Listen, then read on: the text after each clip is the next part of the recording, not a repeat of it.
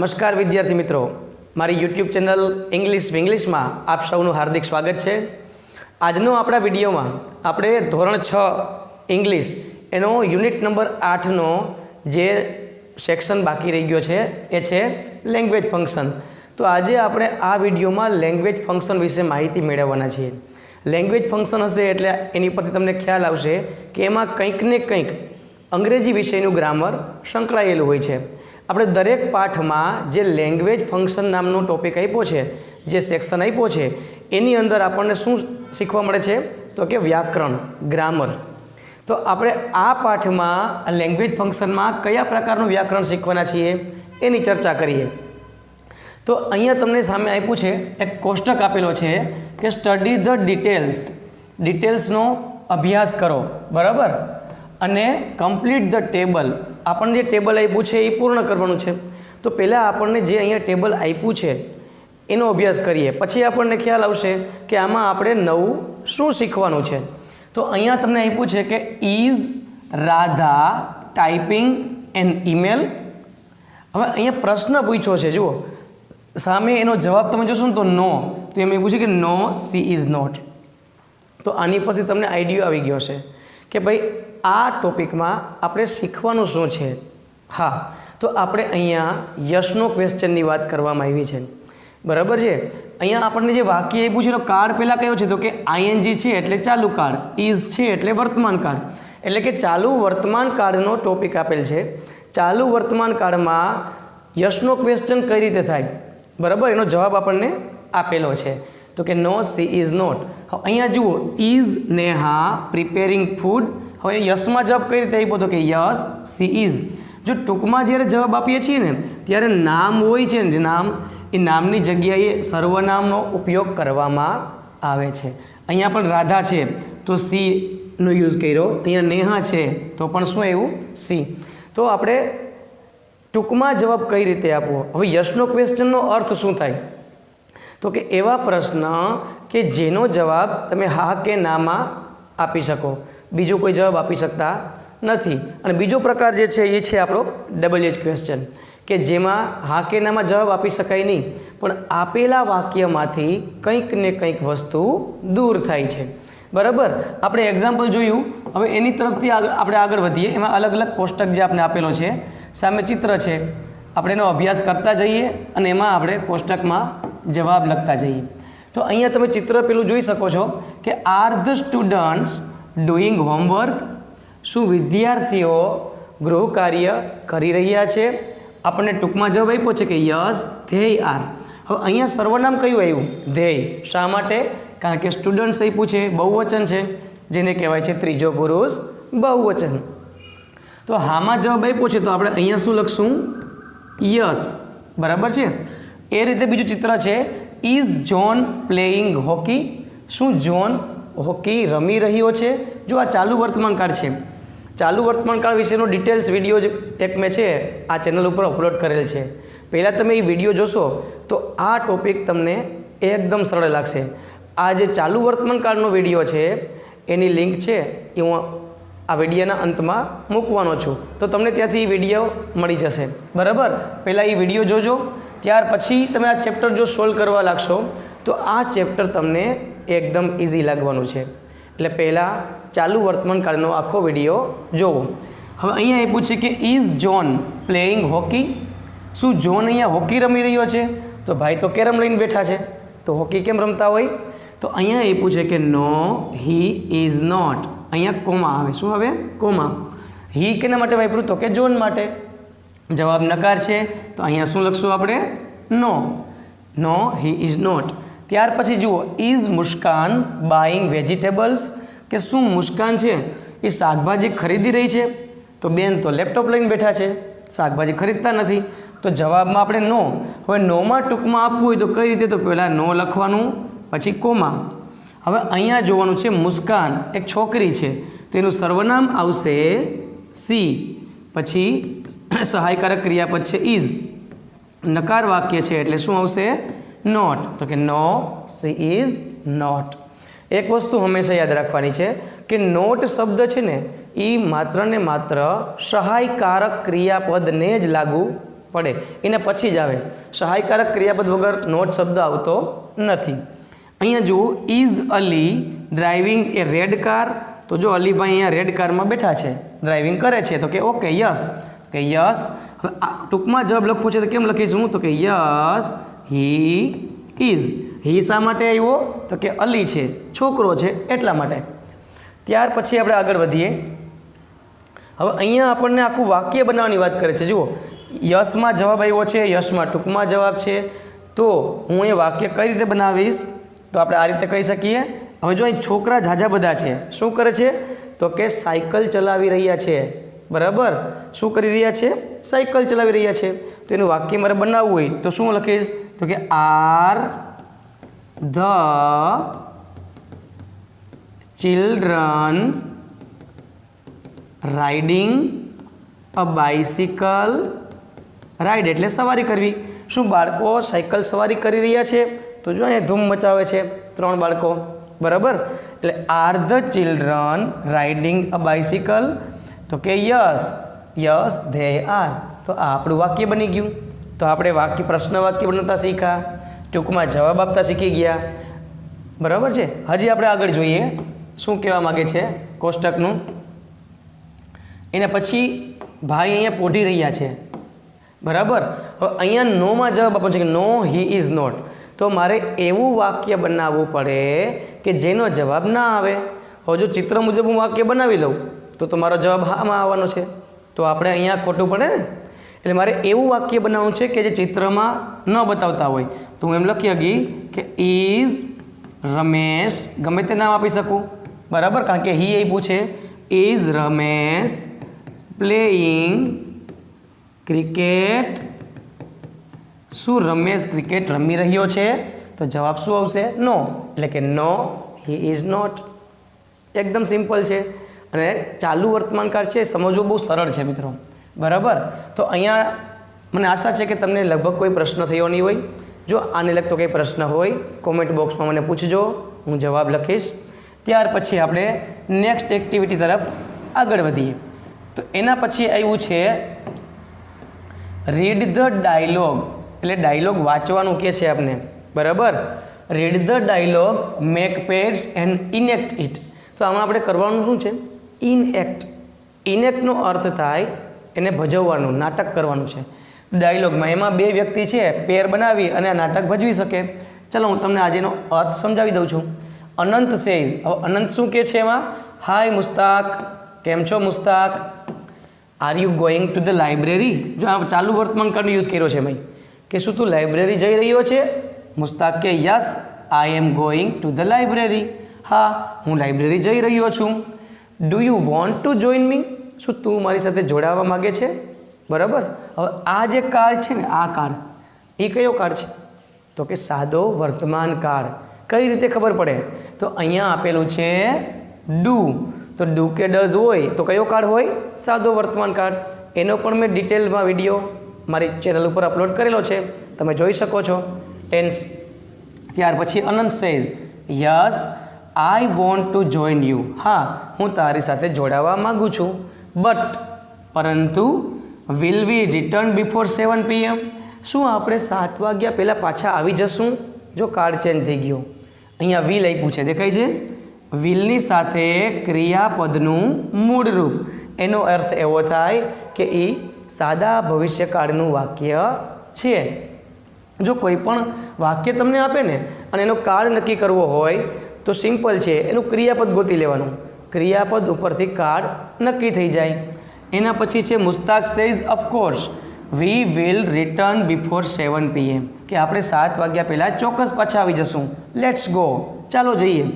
Anant says okay they are walking, તેઓ જઈ રહ્યા છે. Did you read today's newspaper? પછી પ્રશ્ન કર્યો એણે કે શું તે આજનું ન્યૂઝપેપર વાંચ્યું? હવે અહીંયા તમને જોવા મળશે ડીડ. તો જે વાક્યમાં ડીડ હોય એ વાક્યનો કાળ કયો હોય છે? સાદો ભૂતકાળ. અને ડેડની સાથે હંમેશા ક્રિયાપદનું કેવું રૂપ આવે? મૂળ રૂપ. Mushtaq says no I did not read it. મેં તો વાંચ્યું નથી. Let's go and read it there. તો ચાલો આપણે ત્યાં જઈએ અને વાંચીએ. તો આ એક ડાયલોગ હતો. ડાયલોગ એટલે બે વ્યક્તિ વચ્ચેનો વાતચીત, જેને આપણે સંવાદ કહીએ છીએ. બરાબર. ડાયનો અર્થ થાય બે અને લોગ એટલે વાતચીત. એને આપણે ભજવવાનો હોય છે. તો ત્યાર પછીની એક્ટિવિટી શું કહેવા માગે છે એને પણ આપણે સમજી લઈએ. એના પછીની એક્ટિવિટી એવું કહેવા માગે છે કે સ્ટડી ધ પિક્ચર્સ. હવે આપણને અલગ અલગ પ્રકારના નીચે ચિત્ર આપ્યા છે. બરાબર છે. હવે શું કહે છે? Study the pictures and answer the questions. અને પ્રશ્નના જવાબ આપો. હવે ચિત્રનો અભ્યાસ કરશું તો જવાબ આપી શકશું, એના વગર તો આપી નહીં શકીએ. તો પહેલાં આપણે એક્ઝામ્પલને સમજીએ. હવે અહીંયા ઉદાહરણ પેલું તમને આપ્યું છે, એમાં બાળક છે એ ગિટાર વગાડી રહ્યો છે. જો ચિત્રમાં છે ને, તો કે is he playing on A guitar. શું તે ગિટાર વગાડી રહ્યો છે? અહીંયા પ્લે એટલે રમવું એવો અર્થ નથી. પ્લેનો અર્થ થાય વગાડવું. તો કે યસ, ચિત્રમાં દેખાય છે તો કે yes he is playing on A guitar. હવે અહીંયા તમને જે જવાબ આપવામાં આવ્યો છે એ પૂરા વાક્યમાં છે. આપણે જે કોષ્ટકમાં જોયું હતું ને મિત્રો, એ શું હતું? ટૂંકમાં જવાબ હતો. બરાબર. અને હવે જે આપ્યો છે એ જવાબ કેવો છે? તો કે પૂરા વાક્યમાં. તો આ રીતે પૂરા વાક્યમાં જવાબ અપાય તો કે યસ, પછી comma, he is playing on A guitar. Are the players playing badminton. શું ખેલાડીઓ, જો ઉદાહરણ બીજું જોવાનું છે, શું ખેલાડીઓ બેડમિન્ટન રમી રહ્યા છે? તો આમાં કંઈ તમને બેડમિન્ટન દેખાય છે? ચેસ લઈને બેઠા છે. બરાબર. તો જવાબ શું આવશે? તો કે નો, ધે આર નોટ. બરાબર. આ જવાબ આપ્યો. હવે સાચો જવાબ પણ આપવો પડશે ને સાથે આપણે. તો કહેવાનું કે ધે આર પ્લેઇંગ ચેસ. બરાબર. તો આપણે એવા જ એક્ઝામ્પલ છે અહીંયા આપેલા છે, આપણે એને સોલ્વ કરીએ. ચાલો. હવે આપણને પહેલું એક્ઝામ્પલ આપ્યું છે કે ભાઈ is he sitting on A sofa. શું તે સોફા ઉપર બેઠો છે? તો દેખાય જ છે લાલ કલરનો સોફો, રાજાની જેમ ભાઈ બેસી ગયા છે. તો જવાબ શું આવશે આપણે? તો કે યસ હી, જો કોમા કરશું તો હી આવશે કેવું? આપણે small. He is sitting on A sofa. આ જવાબ થઈ ગયો. બરાબર. યસમાં જવાબ આપવાનો હતો. બીજું એક્ઝામ્પલ અહીંયા છે, is C reading A book. આ બેનબા છે એ પુસ્તક વાંચી રહ્યા છે? તો કે હા, જો દેખાય છે. કેવું વાંચે છે? તો કે yes she is reading a book. એકદમ સિમ્પલ છે ને? ત્યાર પછી જુઓ હવે ત્રીજા નંબરનું ચિત્ર. Are the passengers travelling by a train. શું પેસેન્જર ટ્રેન દ્વારા મુસાફરી કરી રહ્યા છે? હવે દેખાય છે તમને એમાં કઈ ટ્રેન? નહીં ને, બસ છે. તો આપણે જવાબમાં પહેલાં ના પાડશું ને, તો કે નો, ધે આર નોટ. આટલું કીધું. તેઓ મુસાફરી કરી રહ્યા નથી. ટૂંકમાં જવાબ આપ્યો. હવે આપણે સાચો જવાબ પણ આપવો પડશે ને. તો શું લખશું આપણે આગળ? તો કે ધે આર ટ્રાવેલિંગ બાય અ બસ. આ રીતે જવાબ થાય. ધે આર ટ્રાવેલિંગ બાય એ બસ. બરાબર. હવે તમને એમ થાય કે ધ્યેય આવ્યો ક્યાંથી? તો તમને ખ્યાલ છે કે અહીંયા પેસેન્જર્સ છે, જેનું સર્વનામ ધ્યેય થાય. બરાબર છે. ચોથો પ્રશ્ન જોઈએ. Is C A nurse. શું તે નર્સ છે? દેખાય છે નર્સ જેવું કંઈ? નહીં ને. નર્સ છે કે બોર્ડમાં કંઈ ભણાવે નહીં, એ ઇન્જેક્શન મારી દે સીધા. બરાબર. તો આપણે ના પાડશું ને, તો કે નો, સી ઇઝ નોટ. તો હવે શું છે એ કહેવું પડશે આપણે? તો કે સી ઇઝ અ ટીચર. તે એક શિક્ષક છે. તો એકદમ સિમ્પલ એક્ટિવિટી છે મિત્રો. હવે આગળનું જોઈએ આપણે. અહીંયા સુધી તમે સમજી ગયા હશો. હવે પાંચમો પ્રશ્ન પૂછ્યા આપણે, એ જોઈએ. બરાબર. અહીંયા ચિત્ર આપ્યું છે આપણને ઓફિસનું. શું કહે છે? પ્રશ્ન પૂછ્યો કે R they doing exercise on the ground. શું તેઓ ગ્રાઉન્ડ ઉપર કસરત કરી રહ્યા છે? હવે કઈ બાજુથી તમને આમાં કસરત દેખાય છે? નથી કરતા. ઓકે, તો હું નોમાં જવાબ આપી દઉં કે નો, ધે આર નોટ. સાચો જવાબ આપવો પડશે ને, તો એમ લખશું ને આપણે કે ધે આર હવે શું કરી રહ્યા છે? તો કે ઓફિસમાં કામ કરી રહ્યા છે. તો they are doing work in the office. બરાબર, તેઓ ઓફિસમાં કામ કરી રહ્યા છે. તો આ હતા આપણા જવાબ, એકદમ સિમ્પલ હતા. ચાલો ત્યાર પછીની એક્ટિવિટી તરફ આગળ વધીએ આપણે.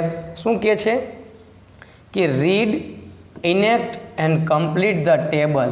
વાંચો, એને ભજવો અને ટેબલને પૂર્ણ કરો. તો પહેલાં તો આપણે આખો પેરેગ્રાફને શું કરવો પડશે? રીડ કરવો પડશે, સમજવો પડશે. બરાબર, અને એને આધારે આપણને નીચે એક કોષ્ટક આપ્યું છે, ક્વેશ્ચન આન્સર. તો પ્રશ્ન ગોતવાના છે પેરેગ્રાફમાંથી, સાથે સાથે તેના જવાબ પણ ગોતવાના છે. બરાબર, તો પેલા પેરેગ્રાફને આપણે સમજીએ. બરાબર, તો આ આપણી પાસે પેરેગ્રાફ છે સરસ મજાનો. બરાબર, હવે આપણે એને સમજતા જઈએ અને લખતા જઈએ, ક્વેશ્ચન્સ અને આન્સર્સ. તો આપણને એક રેડીમેડ આપ્યો કે who will come to Riya's birthday party. હવે આ ચર્ચા કરીએ એ પહેલાં આપણે પહેલાં ડાયલોગ સમજીએ. તો રિયા સેઝ, ડેડ, પપ્પા, who will come to my birthday party, કે મારી બર્થડે પાર્ટીમાં કોણ આવશે? બાળકોને હોય ને ઉત્સાહ, બર્થડે હોય એટલે આગલા દિવસે નીંદર પણ ન આવે, આખી રાત જાગે. બરાબર, એટલે એના પપ્પાને પ્રશ્ન પૂછે છે કે મારી બર્થડે પાર્ટીમાં કોણ આવશે? તો મિસ્ટર રાણા કહે છે કે અવર ફેમિલી, આપણું કુટુંબ, એન્ડ ફ્રેન્ડ્સ, અને મિત્રો. બરાબર, જવાબ મળી ગયો. તો આ હતો પ્રશ્ન, આ હતો આન્સર, જે અહીંયા આપેલા જ છે આપણે. બરાબર, હવે આવે છે what do you want for the party. તું પાર્ટી માટે શું ઈચ્છે છે? આવો પ્રશ્ન કર્યો. તો રિયાબેન શું કહે છે? I want balloons and games, કે મારે તો ભાઈ બલૂન્સ અને ગેમ્સ જોઈએ છે. તો પ્રશ્ન પણ બની ગયો, જવાબ પણ મળી ગયો. તો આપણે લખી નાખીએ સાથે.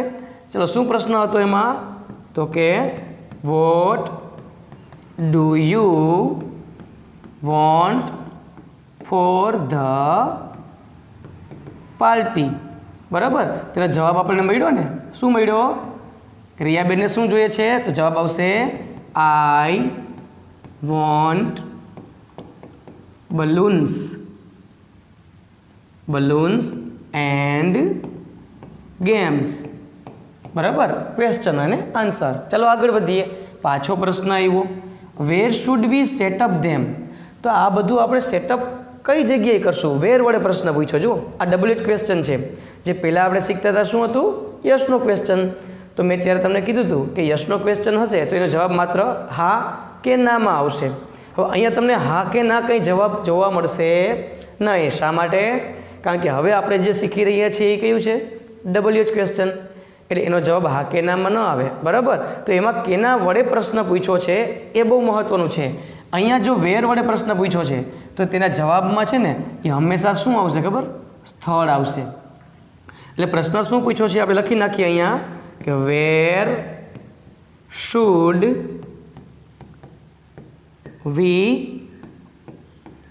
સેટઅપ ધેમ. આપણે તેમને સેટઅપ ક્યાં કરશું? ક્યાં કરવું જોઈએ એમ પૂછ્યો છે. તો મિસ્ટર રાણા જવાબ આપે છે. જુઓ શું કહે છે કે વી વિલ. જો આને શું વચાય? વી વિલ, આમ વચાય વી વિલ, એનું શોર્ટ ફોર્મ છે. We will setup in the living room, કે બર્થડે પાર્ટીનું જે ડેકોરેશન છે એ પ્રશ્ન થયો ક્યાં સેટઅપ કરશું? તો કે લિવિંગ રૂમમાં. જવાબ મળી ગયો. તો આપણે લખી નાખશું અહીંયા કે we will setup in the living room. Living room એટલે બેઠક ખંડ. આપણે કોઈ પણ મહેમાન આવતા હોય તો ક્યાં બેસાડીએ? ત્યાં. ચાલો પછી જોઈએ આગળ. રિયા પ્રશ્ન કરે છે when will the party start. તો આમાં શબ્દ તમને WH વર્ડ કયો જોવા મળ્યો? વેન. કે when will the party start. Party ક્યારે શરૂ કરશું? બરાબર, તો મિસ્ટર રાણા જવાબ આપે છે કે it will start at 4 PM. આપણે 4 વાગે પાર્ટી શરૂ કરી દઈશું, પછી મજા આવે ત્યાં સુધી ચાલુ રાખીએ. તો ચાલો એક નવો પ્રશ્ન મળ્યો. When will the party start. તો જવાબ શું મળ્યો આપણને? તો કે ઇટ વિલ, ઇટ કેના માટે વપરાણો? પાર્ટી માટે. Start at, it will start at 4 PM આ આપણો જવાબ થયો. ત્યાર પછી આગળ વધીએ. How many balloons do you want? તમારે કેટલા ફુગ્ગા જોઈએ છે? બરાબર. તો હાઉ મેની પ્રશ્ન વાક્ય આવ્યો. હાઉ મેનીનો અર્થ થાય કેટલા. જો કોઈ પણ વસ્તુ ગણી શકાય એવી હોય ને એમાં હાઉ મેની વડે પ્રશ્ન વાક્ય બને. ન ગણી શકાય એવી હોય ને તો હાઉ મચ વડે પ્રશ્ન વાક્ય બને. એનો સ્પેશિયલ એક ટોપિક આપણે વિડીયો એડ કરવાનો છું, ત્યારે તમે જોઈ લેજો. આમાં હાઉ મેની વડે એવું છે કે how many balloons do you want? તો પ્રશ્ન મળી ગયો આપણને. લખી લેવાય કે નહીં? How many balloons do you want? તમારે કેટલા બલૂનની જરૂર છે? તો જવાબ મળશે ને. I want 25 balloons. મળી ગયો જવાબ. આઈ વોન્ટ 25 બલૂન્સ, કે મારે 25 ફુગ્ગાની જરૂરિયાત છે. તો આ હતી એક્ટિવિટી. આ એક્ટિવિટીમાં આપણે શું શીખ્યા? તો કે WH ક્વેશ્ચન. અલગ અલગ પ્રશ્નો તમે પરિચિત થયા. જેમ કે અહીંયા જુઓ વોટ આવ્યું, અહીંયા વેર આવ્યું, ત્યાર પછી વેન, હાઉ મેની આવ્યું છે ને. પછી અહીંયા વુ વડે પ્રશ્ન વાક્ય બન્યું. વુ, વોટ, વેર અને વેન આ 4 મેઇન WH ક્વેશ્ચન છે, જેનો ઉપયોગ તમારે ભવિષ્યમાં કરવાનો થશે જ. એટલે ખાસ શીખી લેવાનું. ચાલો, આ એક્ટિવિટી પૂરી થઈ. એના પછી હવે આપણે નવી એક્ટિવિટી તરફ આગળ વધીએ. એમાં તમને આપી છે સરસ મજાની ખાલી જગ્યા. એને આપણે સોલ્વ કરી લઈએ. બરાબર. Fill in the blanks. ખાલી જગ્યા ફિલ કરો, પૂરો. Using the most appropriate option. સૌથી યોગ્ય ઓપ્શન પસંદ કરીને ખાલી જગ્યા પૂરવાની છે. હવે તમે ખાલી જગ્યામાં કૌંસમાં જોશો ને તો બધા WH વર્ડ આપ્યા છે. શું છે? WH word. Who, what, where, how many આ બધા WH વર્ડ કહેવાય, કે જેના દ્વારા આપણે પ્રશ્ન બનાવી શકીએ. તો આપણે પહેલાં સમજીએ ખાલી જગ્યા. ખાલી જગ્યા ઇઝ કટિંગ વેજીટેબલ્સ ફોર કરી. કરીનો અર્થ થાય કઢી. ભાવે ને બહુ? બરાબર. કઢી ખીચડી ખાતા હોય. ખાલી જગ્યા ઇઝ કટિંગ વેજીટેબલ્સ ફોર કરી. તો વેન અને વુ આ બે ઓપ્શન આપ્યા છે. તો આપણે મોટે ભાગે સૌથી વધારે એપ્રોપ્રિએટ ઓપ્શન કયો ગણી શકાય? વુ. વુ એટલે કોણ? એટલે કે કરી માટે શાકભાજી કોણ કટિંગ કરી રહ્યું છે? આવો પ્રશ્ન બનાવવાનો ને. બરાબર. એટલે પહેલી ખાલી જગ્યામાં આવશે વુ. પછી બીજું જોઈએ. ખાલી જગ્યા ફિંગર્સ ડુ યુ હેવ? તમારી પાસે કેટલી આંગળી છે? તમારે હાથે છે, ગણી લેવાના. પણ કોઈ પણ વસ્તુ ગણવાની વાત આવે ને મિત્રો, એટલે હાઉ મેની વડે પ્રશ્ન વાક્ય બને. મેં તમને થોડી વાર પહેલાં કીધું હતું ને કે જે વસ્તુ ગણી શકાય એવી હોય ત્યારે કેનો ઉપયોગ થાય છે? હાઉ મેની વડે. ન ગણી શકાય તો હાઉ મચ. તો અહીંયા આપણે આંગળી ગણવાની વાત છે, તો શું આવશે? How many. How many fingers do you have? તમારી પાસે કેટલી આંગળીઓ છે? બરાબર. ત્રીજું, ખાલી જગ્યા ઇઝ યોર સ્કૂલ બેગ. હવે તમારી સ્કૂલ બેગ કોણ છે એમ કહેવાય કે વેર. વેરનો અર્થ થાય ક્યાં, જે સ્થળ બતાવે. તો કયું તમે મૂકશો ઓપ્શનમાં? એમ કહેશો કે તમારી સ્કૂલ બેગ કોણ છે, કે એમ કહેશો કે તમારી સ્કૂલ બેગ ક્યાં છે? ક્યાં છે એમ કહેશો ને. તો આપણે જવાબમાં શું લખશું? Where. Where is your school bag. ચોથું છે ખાલી જગ્યા do you go to school. બરાબર. તો અહીંયા વેન નહીં પૂછે. વેનનો અર્થ થાય ક્યારે અને વોટનો અર્થ થાય શું. તો પ્રશ્ન તમે કઈ રીતે બનાવશો? What do you go to school? તમે શાળાએ શું છે એમ કહેશો, કે એમ કહેશો કે તમે શાળાએ ક્યારે જાઓ છો? બરાબર. શું જાઓ છો એમ થોડું કહેવાય. બરાબર. ક્યારે જાઓ છો એમ કહેવાય ને. તો જવાબમાં આવશે વેન. ખાલી જગ્યા are you going to read tomorrow? હવે એમાં પણ શબ્દ આપ્યા છે વોટ એટલે કે શું, અને હાઉ મેની એટલે કેટલા. બરાબર. તો કયો ઓપ્શન સૌથી એપ્રોપ્રિએટ છે આપણી પાસે? હવે આનું ગુજરાતી કરો તો ખ્યાલ આવે કે આવતીકાલે તમે વાંચવા માટે શું જાઓ છો એમ કહેશો. બરાબર. સોરી, વોટ અને હાઉ મેની આપ્યું છે ને. How many are you going to read tomorrow? આવતીકાલે વાંચવા માટે તમે કેટલા જાઓ છો? આવી રીતે આવી શકે. અથવા તો એમ છે કે what are you going to read tomorrow? બરાબર. ખરેખર એક રીતે તમે જોવા જાઓ ને મિત્રો તો બેમાંથી એક પણ ઓપ્શન છે ને એ એપ્રોપ્રિએટ ન ગણી શકાય. વાંચવા માટે શું જાઓ છો એમ ક્યારે પૂછી શકાય? કેટલા જાઓ છો? એ આપણે એક નજીકનો અર્થ થાય એટલે આપણે એ લખશું how many are you going to read tomorrow. આવતીકાલે તમે વાંચવા માટે કેટલા જઈ રહ્યા છો, બરાબર. ભાઈ ખરેખર એમ કહેવાય કે શા માટે જઈ રહ્યા છો, ક્યાં જઈ રહ્યા છો, ક્યારે જઈ રહ્યા છો, આવો ઓપ્શન આમાં હોવો જોઈએ. પણ આપણે કીધું કે આપણે જે એપ્રોપ્રિએટ લાગે એ લખવાનું છે, તો વોટ તો આવે જ નહીં, બરાબર. આવતીકાલે વાંચવા માટે તમે શું જઈ રહ્યા છો એમ કહેવાય ન કહેવાય. એટલે હાઉ મેની છે એ એપ્રોપ્રિએટ ઓપ્શન આવશે. ચાલો આગળ વધીએ એમાંથી પછીનો ઓપ્શન જોઈએ. હવે અહીંયા તમને ચિત્ર બતાવે છે, એક્ઝામ્પલ આપણને આપ્યું છે, તો આપણે એક્ઝામ્પલ પહેલાં સમજવું જોઈએ. એક્ઝામ્પલમાં એમ છે કે હુ ઇઝ હી, તે કોણ છે. જો ચિત્ર જોઈને આપણે અનુમાન કરવાનું છે, જવાબ આપવાનો છે, તો કે હી ઇઝ ડૉક્ટર અંકિત, તે ડૉક્ટર અંકિત છે. પછી ભલે ગમે તે વ્યક્તિ હોઈ શકે, પણ જવાબ લખવો કેમ તે મહત્ત્વનો છે. વોટ ઇઝ ધ ઓક્યુપેશન, આ શબ્દ ખાસ સમજો. ઓક્યુપેશનનો અર્થ થાય વ્યવસાય ઓફ મિસ્ટર ઇમરાન. મિસ્ટર ઇમરાનનો વ્યવસાય શું છે? હવે તમે જુઓ છો કે પ્લેનની બાજુમાં ઊભો છે, બરાબર. તો સ્વાભાવિક છે પાઇલોટ હશે. તો આપણે શું લખશું જવાબમાં? તો કે the occupation of mister Imran is a pilot, બરાબર. લાગે છે ને પાઇલોટ જેવો? Okay. Where is Julie going, Julie છે. હવે જો છોકરી એક જાય છે એક જગ્યાએ, તો અહીંયા એક શાળાનું બિલ્ડિંગ આપ્યું છે, દેખાય છે તમને, બરાબર. તો જુલી ક્યાં જઈ રહી છે? ઓબ્વિયસલી સ્કૂલે જ જતી હશે, બરાબર. તો જવાબ કેમ લખશું? તો પેલા કરતા જે હોય ને એને વાક્યની શરૂઆતમાં લેવાનું, એટલે આમ આવશે જુલી. બીજું સ્ટેપ આવે છે સહાયકારક ક્રિયાપદ. Julie is going to school, Julie શાળાએ જઈ રહી છે. હવે અહીંયા જુઓ, when does Sheetal take dinner. હવે શીતલ છે એ ડિનર વેન વડે પ્રશ્ન પૂછ્યો મિત્રો. વેન એટલે ક્યારે, તો એના જવાબમાં છે ને હંમેશા સમય આવે. તો આપણે સમય ખબર કેમ પડે કે ક્યારે લે છે? તો જો અહીં બાજુમાં ઘડિયાળ આપી છે અને એમાં 8 વાગ્યા છે, વાગ્યા ને. હવે એ દિવસના 8 વાગ્યા કે સાંજના ખબર કેમ પડે? પડી જાય. શા માટે? ડિનરની વાત છે. જો સવારના 8 વાગ્યામાં ડિનર ન હોય, બ્રેકફાસ્ટ હોય, ખ્યાલ આવે છે? એટલે સાંજના 8 વાગે, બરાબર. તો જવાબ કેમ લખશું? તો કે શીતલ. હવે ડઝ નીકળી જાય એટલે ક્રિયાપદની પાછળ SKES નિયમ અનુસાર લાગે. એટલે શીતલ ટેક્સ ડિનર 8, આપણે લખવાનું છે 8 o'clock, કે 8 વાગ્યે ડિનર લે છે. પછી તમે લખી શકો આગળ 8 o'clock ઇન ધ ઇવનિંગ, આવું લખી શકાય કે સાંજે 8 વાગ્યે ડિનર લે છે. પછી ચોથો પ્રશ્ન છે, આપણે ચોથો પ્રશ્ન તરફ આગળ વધીએ, બરાબર.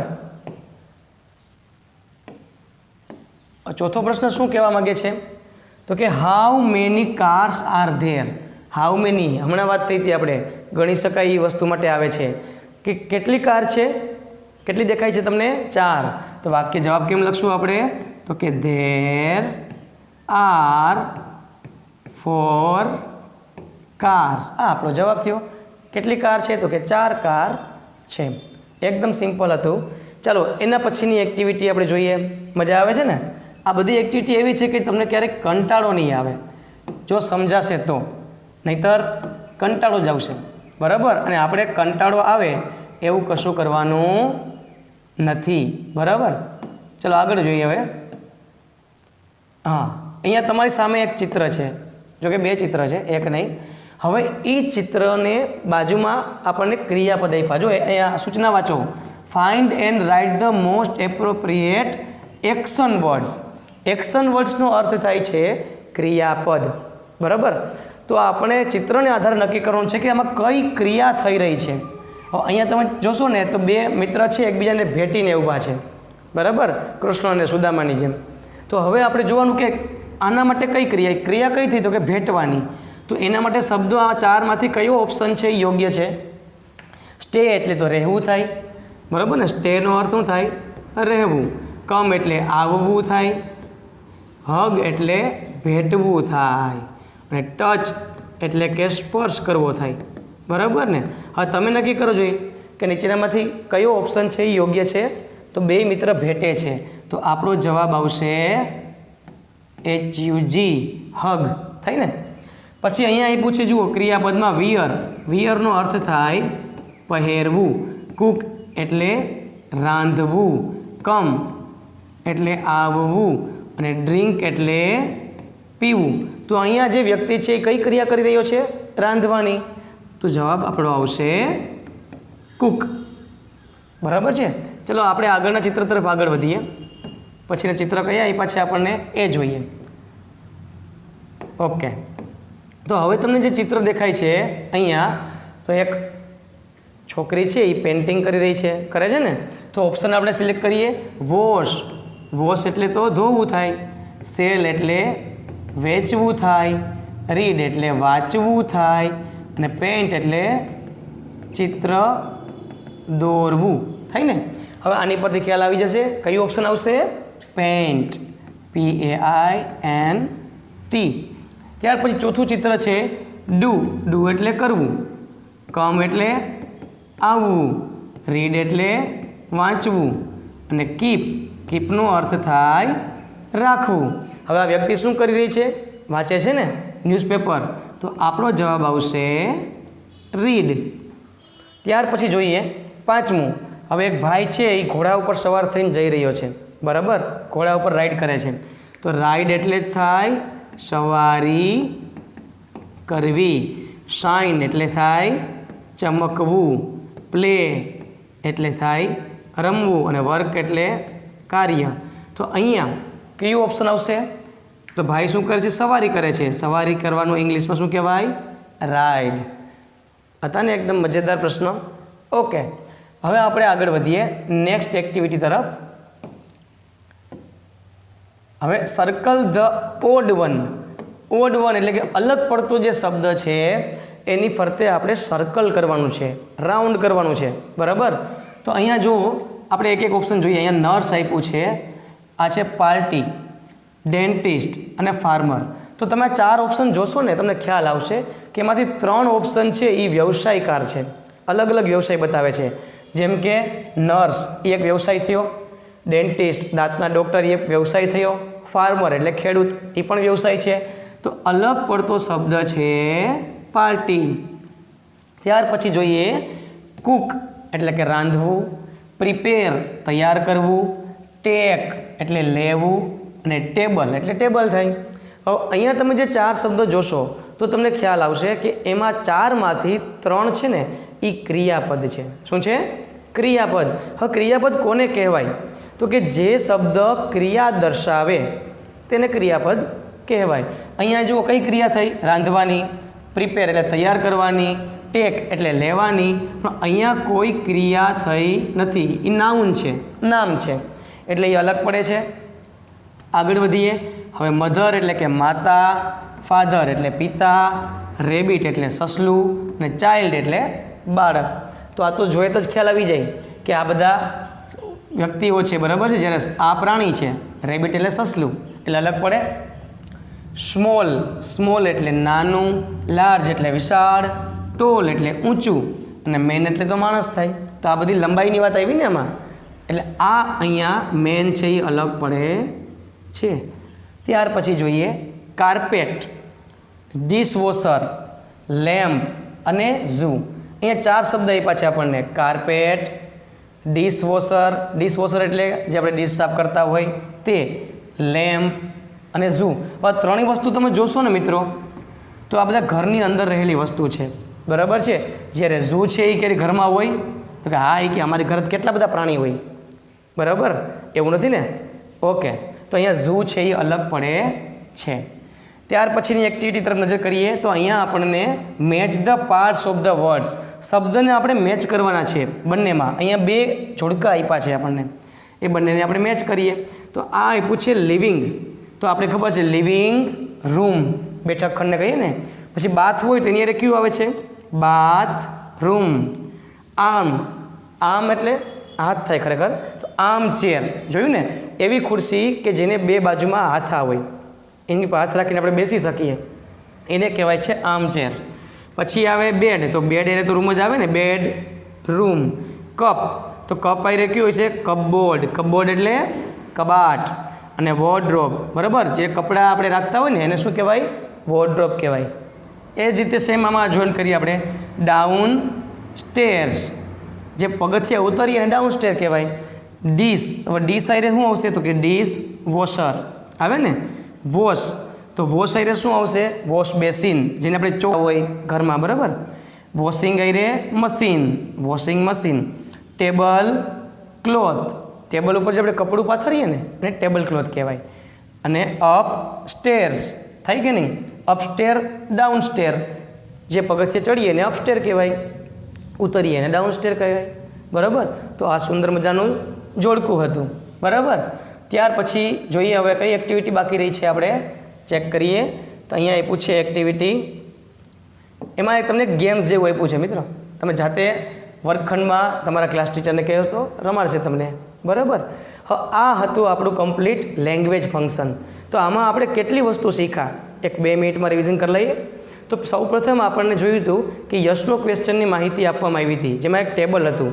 તો યસનો ક્વેશ્ચન હોય તો તમને ખ્યાલ છે કે જેનો જવાબ હા અથવા તો ના, બેમાંથી એક જ આપી શકાય. એને પૂરા વાક્યમાં કઈ રીતે જવાબ લખવો એ આપણે જોયું. ત્યાર પછી આપણે જોયું હતું કે WH ક્વેશ્ચન સ્ટાર્ટ થઈ ગયા હતા. એમાં who, what, where, when, how many, આ બધા શબ્દનો આપણે પરિચય મેળવ્યો ને. ત્યાર પછી આપણે અલગ પડતા શબ્દ જેને વોકેબ્યુલરી કહેવાય એ પણ આપણે જોયા, બરાબર. ચિત્રને આધારે આપણે પ્રશ્નના જવાબ લખ્યા. આ બધી વસ્તુ છે ને એ લેંગ્વેજ ફંક્શનને આધારિત છે, બરાબર, જેમાં તમને કંઈક ને કંઈક વ્યાકરણનો અનુભવ થાય. તો મને આશા છે તમને આ વિડીયો ગમ્યો હશે. જે કંઈ પણ શીખડાયું એ બહુ સરળ લાગ્યું હશે. છતાં પણ તમને કોઈ પણ પ્રશ્ન હોય તમે કોમેન્ટ બોક્સમાં મને પૂછી શકો છો, હું એનો જવાબ જરૂર આપીશ. અને વિડીયો ગમ્યો હોય તો પણ મને કોમેન્ટ કરજો, મને ખ્યાલ આવે કે તમને આ વિડીયો પસંદ છે, બરાબર. જો વિડીયો પસંદ હોય તો એને લાઈક કરજો, તમારા ગ્રુપમાં શેર કરજો અને સબસ્ક્રાઈબ કરજો. અસ્તુ. જય હિન્દ, જય ભારત.